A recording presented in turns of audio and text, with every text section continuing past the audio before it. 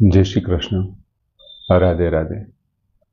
मित्रों, भगवान कृष्णએ 9મા અધ્યાયના 23મા શ્લોકમાં વાત કરી કે એ અપી અન્ય દેવતા શ્રદ્ધયાન્વિતા યજન્તે તે અપી મામ એવ યજન્તે કોન્તે, તે લોકો મારું જ પૂજન કરે છે, ભલે ને બીજા અન્ય દેવતા, જે ભક્તો શ્રદ્ધયાન્વિતા અન્ય દેવતા યજન્તે, બીજા દેવતાઓને ભજે, પણ તે ખરેખર કોનું પૂજન કરે છે? મામ એવ, મારું જ પૂજન કરે. પણ ભગવાને એક વાત કરી કે અવિધિપૂર્વકમ, તે મારું પૂજન છે એ વિધિપૂર્વકનું નથી, અવિધિપૂર્વકનું પૂજન છે. હવે આપણને પ્રશ્ન એમ થાય કે દેવતાઓનું પૂજન કરવું એ વળી અવિધિપૂર્વકનું પૂજન એટલે શું? એટલે એમના જવાબ આપવા માટે ભગવાન હવે 24મો શ્લોક કહે છે કે અહમ હિ સર્વ યજ્ઞાનામ ભોક્તા ચ પ્રભુઃ એવ ચ ન તુ મામ અભિજાનંતિ તત્વેન અતઃ ચ્યવંતી. ભગવાન શું કહે છે? હિ, કેમ કે સર્વ યજ્ઞાનામ ભોક્તા ચ પ્રભુઃ એવ ચ અહમ, સર્વ યજ્ઞાનામ, સમસ્ત યજ્ઞોનો, ભોક્તા એટલે ભોક્તા, ચ અને પ્રભુઃ એવ ચ, પ્રભુ પણ, અહમ એવ, હું જ છું. સમસ્ત યજ્ઞોનો ભોક્તા, સર્વ યજ્ઞાનામ ભોક્તા, સમસ્ત યજ્ઞોનો ભોક્તા, ચ અને પ્રભુઃ એવ ચ અહમ, અને પ્રભુ પણ, સ્વામી પણ હું જ છું. ન તુ મામ અભિજાનાંતિ તત્વેન અતઃ યવંતી. પરંતુ મેં મામ ન અભિજાનંતી, કેવી રીતથી નથી જાણતા? તો કે તત્વેન, પણ તે મને તત્વથી જાણતા નથી. તત્વેન ન અભિજાનંતી, તત્વથી જાણતા નથી. અતઃ, આથી, ચ્યવંતી, તેમનું પતન થાય છે, તેમનું પતન થઈ જાય છે. એ મને તત્વથી નથી જાણતા ને એટલા માટે એમનું પતન થઈ જાય છે. બાકી બધા યજ્ઞનો ભોગતા હું છું અને એમનો સ્વામી પણ હું છું. બસ આટલું મને તત્વથી જાણી લેવા જોઈએ. હવે આપણે થોડાક પાસ્ટમાં જઈએ તો બીજા અધ્યાયના 44મા શ્લોકમાં ભગવાને એક વાત કરી હતી કે જે ઐશ્વર્યમાં આસક્ત માણસ, ઐશ્વર્યમાં જે આસક્ત માણસ છે તે મારે પરમાત્મા તરફ ચાલવું જોઈએ, ચાલવું છે, આવો કોઈ દિવસ નિર્ણય નથી કરી શકતો. આથી એમને માટે બે વિઘ્નો પેદા થઈ જાય છે. જે સતત ભોગ છે, ઐશ્વર્ય છે, એમની અંદર આસક્ત થઈ ગયો છે, એ માણસ સ્વીકારવા જ તૈયાર નથી કે મારે પરમાત્મા તરફ જવું જોઈએ. એમને કારણે શું થાય છે? એની અંદર બે વિઘ્નો પેદા થાય. ક્યાં બે વિઘ્નો પેદા થાય? પહેલું વિઘ્ન શું છે? તો કે ભોગનો ભોગતા પોતે માની લે છે. એ જ્યારે આત્માના વર્ણન વખતે આવ્યું હતું ત્યારે એક પહેલો તો ભૂલ એ કરે છે કે ભોગોનો ભોગતા પોતાની જાતને માની લે છે. અને બીજું શું કરે છે? તો કે જે કાંઈ સંગ્રહ કરે છે ને એ સંગ્રહનો પોતે માલિક સમજવા માંડે છે કે હું આમનો માલિક છું એમ. હવે એમનાથી થાય છે શું? તો કે એમનાથી એની બુદ્ધિ છે એ ઉલટી થઈ જાય છે, વિરુદ્ધની બુદ્ધિ થઈ જાય છે. અને વિરુદ્ધની બુદ્ધિ થાય છે એટલે શું થાય છે? તો કે સંસારમાં વધારે ને વધારે ડૂબતો જ જાય છે, ડૂબતો જ જાય છે, અને સંસારની સમ્મુખ થાય છે અને પરમાત્માથી કેવો થઈ જાય છે? વિમુખ થઈ જાય છે.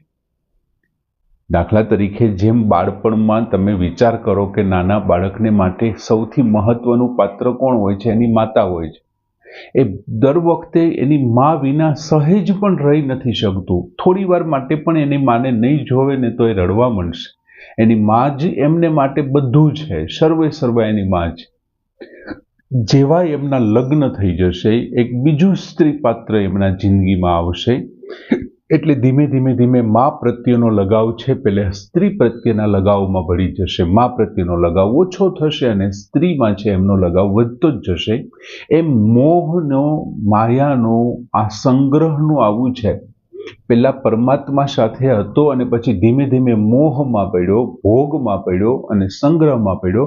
એમને કારણે શું થયું કે હવે જેમ પેલા વ્યક્તિના જીવનમાં માં બહુ મહત્વનું પાત્ર નથી રહી, એમ અહીંયા પણ પરમાત્માથી એ વિમુખ થવા માંડે છે. આમ જીવ પણ ભોગ અને ઐશ્વર્યની અંદર લાગી જાય છે અને એમને કારણે શું બને છે કે એ એવું સમજે છે કે હું આનો માલિક છું, અને ખરેખર છેલ્લે કેવું થઈ જાય છે, એનો દાસ બનીને રહી જાય છે. બાકી ખરેખર તો કોઈ પણ વસ્તુનો માલિક કોણ છે? તો કે પરમાત્મા છે. એમનો ભોગતા કોણ છે? તો કે એ પણ પરમાત્મા જ છે. હવે ભગવાનને આ પૂર્વ શ્લોકમાં ભગવાને એમ કીધું કે અવિધિપૂર્વકનું, એવો શબ્દ વાપર્યો હતો. હવે અહીંયા ભગવાન શું કહે છે કે અહમ હિ સર્વ યજ્ઞાનામ ભોક્તા ચ પ્રભુ ઇવ.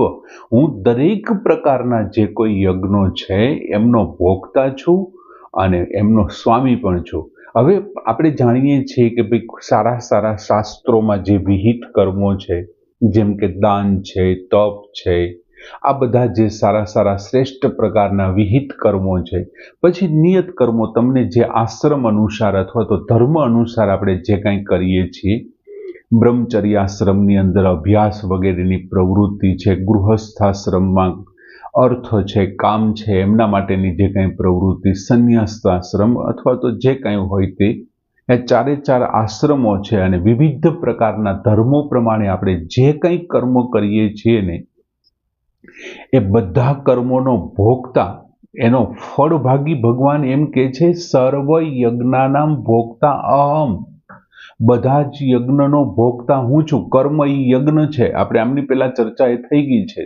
દરેક કર્મ છે એ યજ્ઞ છે અને બધા જ કર્મોનો, બધા જ યજ્ઞનો એમનો હું ભોગતા છું. એમનો ફળભાગી હું છું. હવે દાખલા તરીકે એનું કારણ શું છે?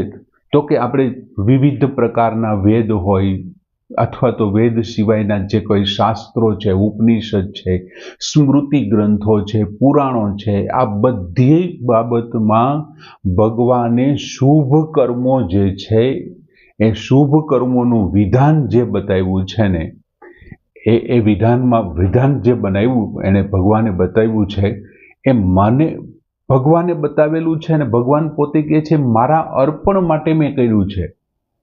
દરેક સારા કર્મો કરવાના ફળનું વિધાન બતાવનાર ભગવાન છે અને એ વિધાન એને શું કામ બતાવ્યું છે કે એ બધા વિધાનોનું તમે એનું ફળ મને અર્પણ કરો.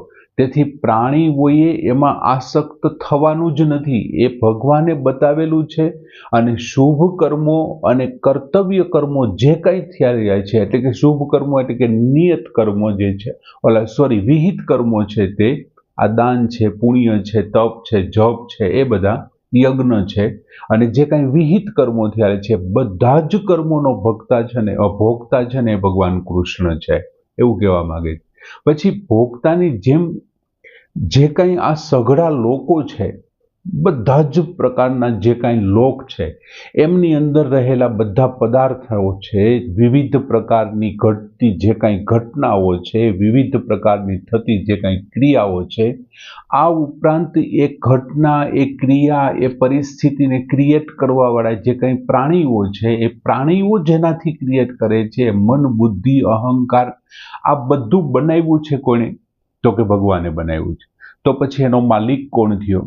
તો સ્વાભાવિક જ છે, જેને બનાવ્યું છે, જેમનું છે, જેનો માલિક છે. તો ભગવાન અહીંયા એ વાત તો કહે છે સર્વ યજ્ઞાનામ ભોગતા ચ પ્રભુ એવ. હું જ તે બધાનો માલિક એટલે કે સ્વામી છું. કેમ કે મેં મારી પ્રસન્નતા માટે આ સમગ્ર સૃષ્ટિની રચના કરી છે, મારી પ્રસન્નતા માટે, અને એટલા માટે મેં રચના કરી છે, એટલા માટે હું એમનો માલિક છું. એમ બીજું કોઈ સારા મહાત્માની દ્રષ્ટિએ આપણે જોયું હતું કે મહાત્માની દ્રષ્ટિએ આ સંસાર શું છે? તો કે વાસુદેવ સર્વ ઇદમ. પછી ભગવાનની પોતાની દ્રષ્ટિએ આ સંસાર શું છે? હમણાં થોડા સમય પહેલા અર્જુનને વાત કરી કે સત અસત ચ અહમ અર્જુન. હે અર્જુન, હું સત અને અસત છું. તેથી ગમે તે ક્રિયા થાય એ મારી છે, પોતાની છે. મહાત્માની દ્રષ્ટિએ જોઈએ તો પણ એમની છે. જો ક્રિયા એમની હોય, એમને કારણે એમની સત્તાથી થતી હોય, તો સ્વાભાવિક છે કે એનો ભોગતા અને એનો માલિક પણ એ જ હોવાના. પણ હવે અહીંયા શું કહે છે કે ન તું મામ અભિજાનાતિ તત્વેન, પણ આ લોકો મને તત્વથી વાસ્તવમાં સત અને અસતના રૂપમાં અથવા જળ અને ચેતન એ સર્વે કંઈ હું જ છું એવું મને તત્વથી નથી જાણતા. અને તેથી શું કરે છે, એ શું ભૂલ કરે છે, તો કે બધા કર્મોને જો મને જાણી લે તત્વથી શુભ અને અશુભ છે, સત અને અસત છે એ આ પરમાત્મા જ છે એવું જાણી લે તો બધા કર્મોનો ભોગતા મને ગણી નાખશે. પણ આવું નથી જાણતા એટલે શું કરે છે, તો કે એમને કારણે એ ભોગતા છે કોઈ અલગને ગણશે, જે ભોગવવા વાળો છે એમને ભોગતા ગણી લેશે. દાખલા તરીકે મનુષ્ય જાણતા નથી અને એ લોકો શું કરે છે, જેમને જે વસ્તુ આપે છે ને એ એમનો ભોગતા છે, એ એવું માની બેસે છે. દાખલા તરીકે મનુષ્યને આપે, કોઈ વ્યક્તિ મનુષ્યને આપે તો એ સામેવાળા અને આપ્યું છે ને એનો ભોગતા એવું માની લે. પછી યજ્ઞ છે તો યજ્ઞના ભોગતા છે દેવોને માની લે છે. કોઈને તમે દાન આપો છો તો જે દાન લેનારો છે એનો ભોગતા ગણી લે છે. કોઈ કૂતરાને રોટલી નાખો છો તો કૂતરાને ભોગતા ગણી લે છે. હવે ખરેખર તો ભગવાને શું કીધું કે સમગ્ર સૃષ્ટિમાં જે સત અને અસત તત્વ છે એ કોનું સ્વરૂપ છે, મારું સ્વરૂપ છે. તો પછી તમે વિનયથી સંપન્ન બ્રાહ્મણ હોય, સ્વપાક હોય, હસ્તી હોય, શુની હોય, એ બધું કોણ છે, તો કે સર્વ ઇદમ વાસુદેવ, આ બધું વાસુદેવ છે, કૃષ્ણ છે.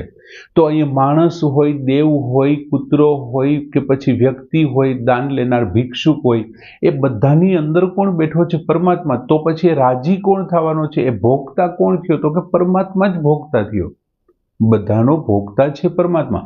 અને સમગ્ર સૃષ્ટિ સત અને અસત બંને હું છું, તો સામગ્રીનો માલિક પણ કોણ થયો, તો કે હું જ થયો. જો આવું કોઈ તત્વથી જાણી લેશે કે આ બધું જ ખરેખર તે છે, તો એમનું પતન નહીં થાય. આવું આ તત્વને મનુષ્ય નથી જાણતા એટલે પતન તરફ જઈ રહ્યા છે. અને આ મારું છે, હું ભોગવનારો છે, હું કરું છું, એમને કારણે શું થાય છે, એ કર્મના બંધનમાં ફસાય છે. મારું સમજી અને જો મને અર્પણ કરી દેવામાં આવે, બધી જ વસ્તુ આમાં એમની છે ને એમને અર્પણ કરી દેવામાં આવે. આ પ્રખ્યાત પેલી વાત છે, ત્વદીયમ વસ્તુ ગોવિંદય તુભ્યમ એવ સમર્પયે. એ ગોવિંદા, તારી જ વસ્તુ તને બધી સમર્પિત કરીએ છીએ. હવે મનુષ્ય પાસે રહેલા જે કાંઈ ભોગ અને ઐશ્વર્ય છે એ ખરેખર મારું છે. એમની પાસે જે કાંઈ વિવિધ પ્રકારની સામગ્રીઓ છે, મકાન છે, આ છે, તે છે, વિરાટ સ્વરૂપ ધારણ કરેલો સંસાર રૂપી વિરાટ સ્વરૂપ, એ પણ મારું જ સ્વરૂપ છે. અને મેં એ સંસારની સેવા માટે ત્યાં મૂકેલું છે, આપેલું છે. થોડા ટાઈમ માટે તમારે એમનું ખાલી માત્ર સંચાલન કરવાનું છે, અહીંથી અહીં સુધી પહોંચાડવાનું, ડ્રાઈવરનું કામ કરવાનું છે. એમાં મોહ નથી રાખવાનો. કોઈ સરકારી બસનો ડ્રાઈવર છે, એમની નોકરી પૂરી થઈ જાય એટલે એમને નીચે ઉતરી જવાનું છે. કોઈ પણ પ્રકારના મોહ રાખ્યા વિના જેમ એ ઉતરીને અને પોતાની ઘરે જતો રહે છે, અને બીજો ડ્રાઈવર આવે છે ત્યારે પોતે આ એમનું છે એવું માનીને એમની સેવા કરે છે. બસ આ જ રીતે સંસારના વાહનમાં બેસવાનું છે અને સમય આવે પાછું એમાંથી ઉતરી જવાનું છે. આમ ઊંચા લોકમાંથી કદાચ તમે ઊંચા લોકમાં ગયા હશો ને ત્યાંથી પણ નહીતર પાછું ફરવું પડશે જો આ પ્રમાણે નહીં વર્તન કરવામાં આવે. એટલા માટે ભગવાન કહે છે, જે મને તત્વથી જાણતા નથી ને એ સ્યવંતી, એમનું પતન થાય છે, એ નિશ્ચિત છે. અને ઊંચા લોકમાંથી જન્મ મરણમાં મૃત્યુ લોકમાં પાછું ફરવું એ પણ એક પતન જ છે. આમ સરસ મજાનો શ્લોક કે અહમ હિ સર્વ યજ્ઞાનામ ભોક્તા ચ પ્રભુર એવ ચ ન તુ મામ અભિજાનંતી તત્વેન અતઃ સ્યવંતી. શ્લોક પૂર્ણ કરી. જય શ્રી કૃષ્ણ.